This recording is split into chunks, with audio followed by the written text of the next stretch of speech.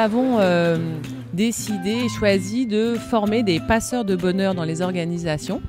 Donc notre objectif est de rassembler 120 participants de façon à ce qu'ils soient, je dirais, outillés pour pouvoir ensuite répandre la bonne parole dans leur organisation.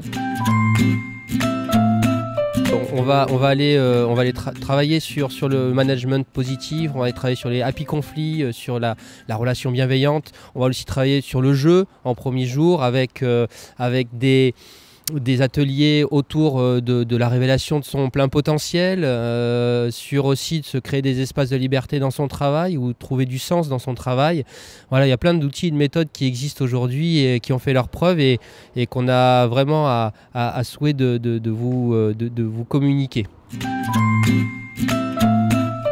Mais un conseil très simple, c'est et si chacun d'entre nous, collaborateurs et managers, on se disait eh bien, je vais prendre un temps pour formuler de la reconnaissance. Si on interroge des salariés sur est-ce qu'ils reçoivent de la reconnaissance, ils disent pas beaucoup. Si on interroge des managers, est-ce qu'ils délivrent de la reconnaissance, ils disent oui, énormément.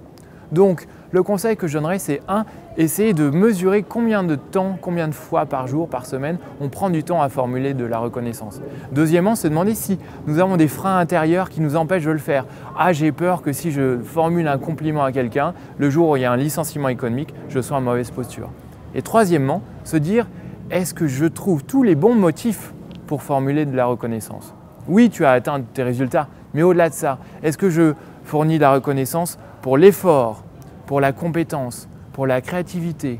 Est-ce que je fournis de la reconnaissance pour l'individu, pour le fait même qu'il s'exprime, qu'il soit qui il est, qu'il soit un parmi l'entreprise, un individu unique?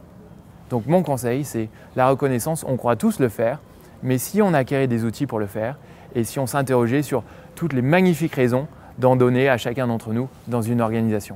On se réjouit de vous accueillir ici dans les locaux de l'INSEC les 29, 30 et 31 octobre prochains. Joy Up! Joy Up! Bien, pour moi, c'est un J, c'est le J de Joy Up pour le bonheur au travail.